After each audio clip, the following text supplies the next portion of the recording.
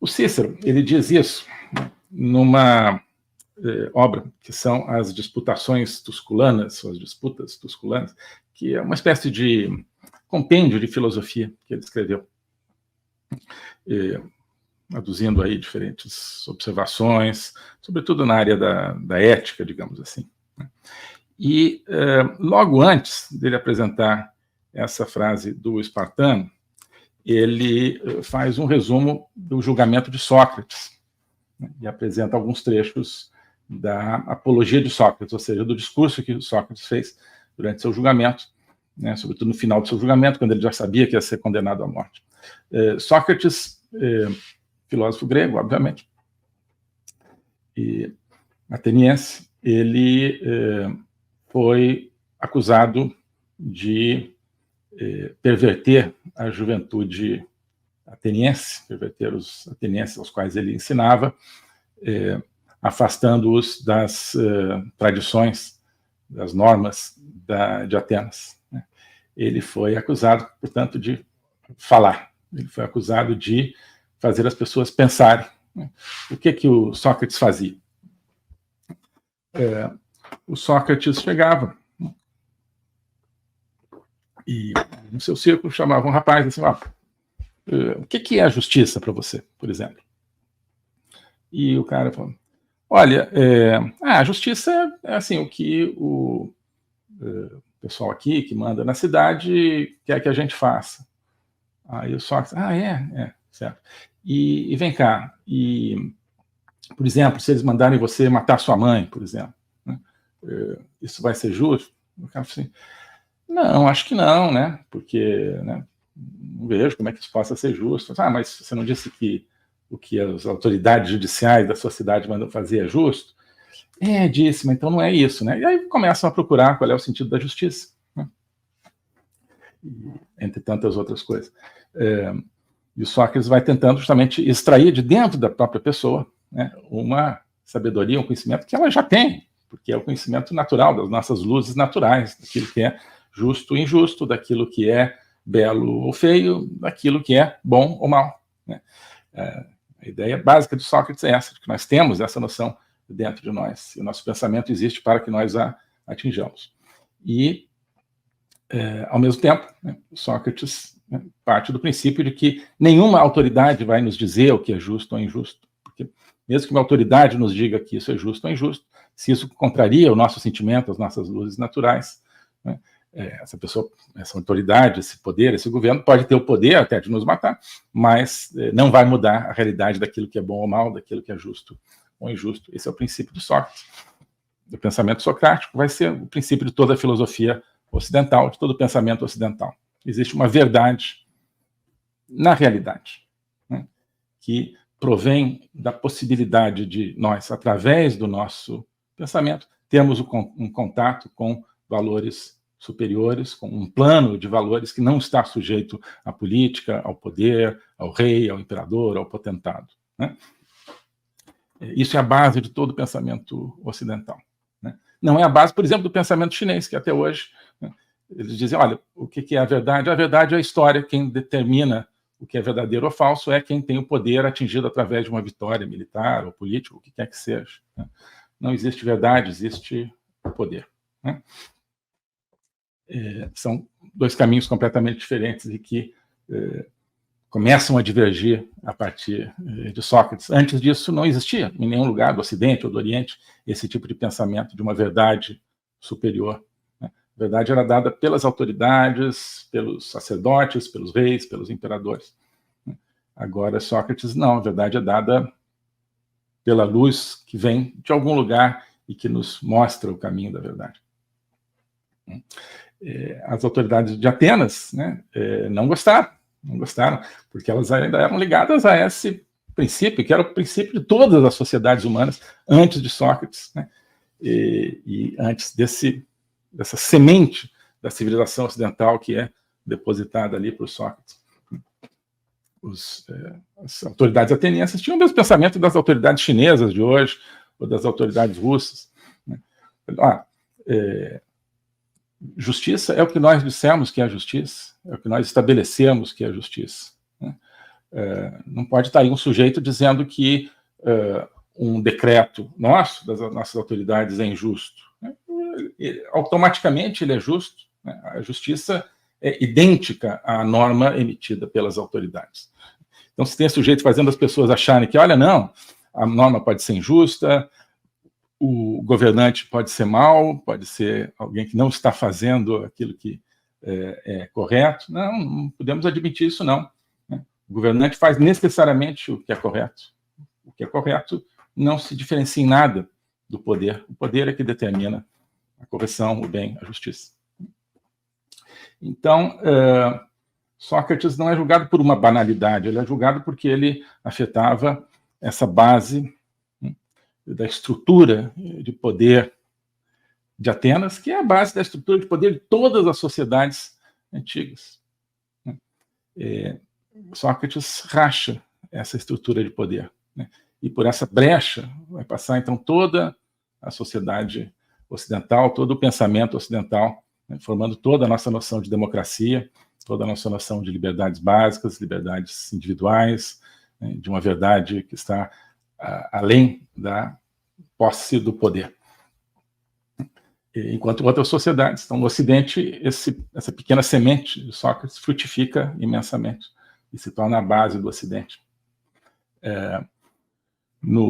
E se combina com a semente cristã, né, que também parte do mesmo princípio, de que a justiça provém de Deus e não de César, né? Enquanto que outras sociedades, na Índia, na China, no mundo árabe, depois vão seguir aquela linha que os próprios gregos que seguiam antes de Sócrates, né? O poder é a verdade é o poder. De modo que as autoridades atenienses viram o perigo daquilo, né? E até hoje qualquer autoridade vê o perigo, né, do pensamento individual, desse pensamento que especula e que procura sozinho, com as suas próprias luzes, independentemente do mandato do soberano ou do juiz, chegar à verdade. Então Sócrates é levado ao tribunal, né, e acham que os crimes dele são tão graves que ele merece a morte, ele é condenado à morte. E Sócrates encara isso com muita tranquilidade, porque ele tem muita convicção de que o que ele faz é o certo, é o que precisa ser feito. E nós somos, de certa forma, filhos e netos e bisnetos dessa convicção de Sócrates, dessa coragem de Sócrates, né, que é a liberdade de falar, a liberdade de pensar. Nós somos descendentes desse momento aqui da história ocidental. Isso aqui é histórico, né, documentado, desse momento de Sócrates. E na apologia de Sócrates, ou seja, no discurso que Sócrates pronuncia quando já viu que vai ser condenado à morte, está prestes a ser condenado à morte, Sócrates se dirige aos juízes atenienses, dizendo o seguinte: olha,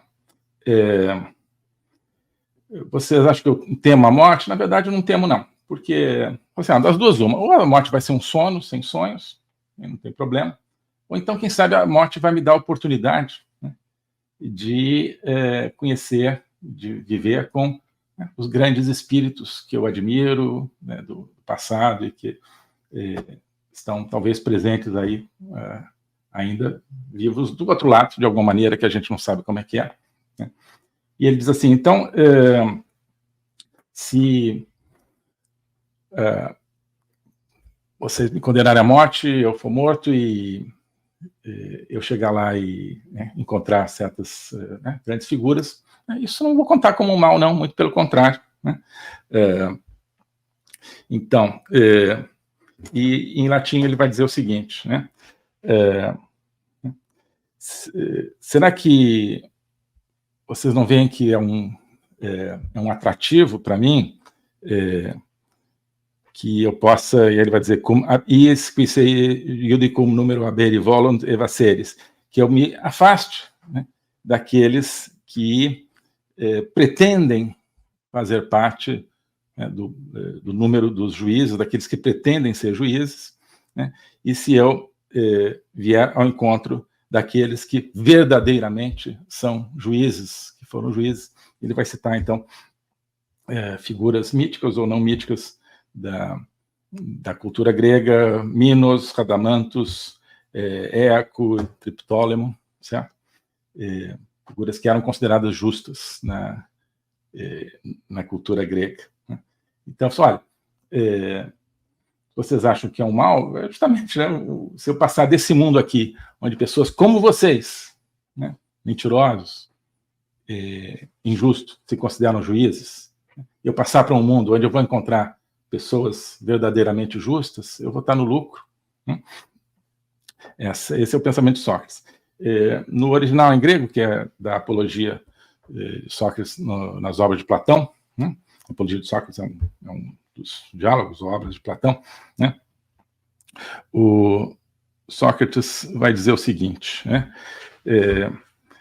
Eigartis aficômenos eis raido, ou seja, se alguém, né, na verdade, se alguém chegar ao Hades, né, ao reino dos mortos, né, apalageis tuton ton fasconton de castoneinai, e né, deixar de lado, deixar para trás, me afastar de todos aqueles que são, digamos, que têm a pretensão de ser juízes, fasconton de caston, né, de casto, juízes, da raiz de dike, que é a justiça, né? Euresei tus erethos de castas. E eu, então, me encontrar com aqueles que são verdadeiramente juízes, né? Eu vou me dar por satisfeito, etc., né? Aqueles como Minos, Decai Radamanthus, Caiacos, Cai Triptólemos, tá? Então, vamos... Deixa eu só colocar aqui uma outra... para a gente escrever um pouquinho, tá? A gente vai entrar um pouquinho nessa questão do grego aqui, porque, enfim, né, acho que dá uma contribuição a esse tema, né, da justiça e do juiz, tá? Isso aqui é o tipo de exercício que normalmente a gente faz no meu curso de logopolítica, tá? E na Academia Folha Política.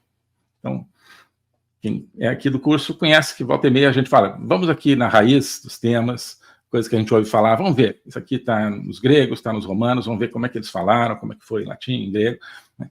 E ver o que está na raiz das palavras, o que está na raiz do pensamento grego, latino, que é a raiz do nosso pensamento, da nossa convicção de liberdade, que está sendo perdida, né? Então, para adiantar, deixo aqui algo que eu queria falar depois, mas deixo aqui, então, no chat, o link para quem quiser ingressar, e ainda não faz parte, na Academia Folha Política, onde a gente desenvolve todos esses assuntos, né? Você se torna membro da Academia Folha Política com uma mensalidade de apenas R$40 ou com uma anuidade de R$420, tá? Tem grego, latim, de vez em quando tem até outras línguas antigas, né? Mas sobretudo essas duas. E não como um exercício de diletantismo, mas nós estamos num ramo da árvore ocidental que está definhando, que está secando, né? Precisamos dessa seiva que vem lá do fundo, que vem lá de Sócrates, que vem também, né, da fé cristã, que vem, né, dos evangelhos, que vem do Novo Testamento, que vem de São Paulo, que vem de Santo Agostinho. Por quê? Por que nós estamos definhando? Porque estamos perdendo essa noção básica que está lá em Sócrates, de que justiça é uma coisa, poder é outra, de que o poder pode ser injusto. Estão todos os dias querendo nos impor, e o fechamento do X no Brasil é isso, estão querendo nos impor que o poder é a justiça. Você tem que calar a boca se você achar o contrário. Isso é que está secando a nossa ramo, não podemos deixar secar. Oi, pessoal. Hoje eu queria convidar você, cada um de vocês, para fazer parte de um projeto, que é a Academia Folha Política. A Academia Folha Política é mais do que um curso, simplesmente. Ali dentro tem o meu curso de logopolítica, agora também o curso sobre juristocracia, totalitarismo e resistência política. Tem outras iniciativas, como a Agenda 2030, de comentário de atualidades, tem vários vídeos, mas isso tudo cria um espaço. Não é apenas uma coleção de produtos individuais. Isso é um espaço de reflexão, um espaço de conexão entre as pessoas e, sobretudo, um espaço de autoconhecimento. Ali a gente está construindo um caminho, uma viagem para que cada um se conheça melhor a si mesmo, isso é a base de tudo, também para que nós, como brasileiros, conheçamos melhor o nosso país, nós conheçamos melhor o tempo que nós vivemos no nosso mundo, que nós conheçamos melhor também a nossa civilização, a civilização ocidental. Isso tudo cria uma atmosfera de conhecimento. E o conhecimento é que conduz à liberdade, que conduz à libertação. Então, esse é o convite que eu queria fazer. Conhecer todo esse ambiente de uma construção conjunta. Passando a ser membro da Academia Folha Política, você não está adquirindo, portanto, um produto pronto, definido e acabado, como um curso definitivo. Não. É um processo do qual você vai participar, um processo no qual você vai criar o seu próprio conhecimento. Tá bom? Então aqui tem a descrição, tem o link para ingressar na academia, tem a opção anual, a opção mensal, e eu tenho certeza que quem entrar vai se entusiasmar com esse projeto, vai se entusiasmar com essa construção. Tá bom? Abraço.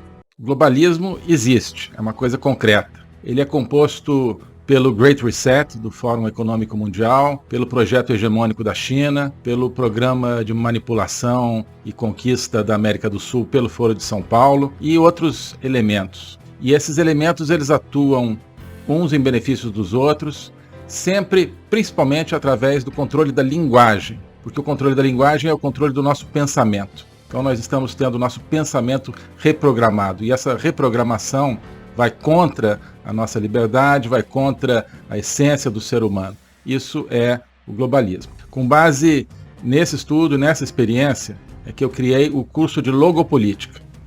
Toda semana eu dou aulas sobre geopolítica, literatura, filosofia, cultura de um modo geral, tudo isso em conjunto formando um espaço de conhecimento que eu denomino a logopolítica, para nós não apenas entendermos a ameaça do globalismo, mas podermos nos contrapor a ela. Se você quiser entrar nesse projeto de conhecer o globalismo e enfrentar o globalismo, clique aqui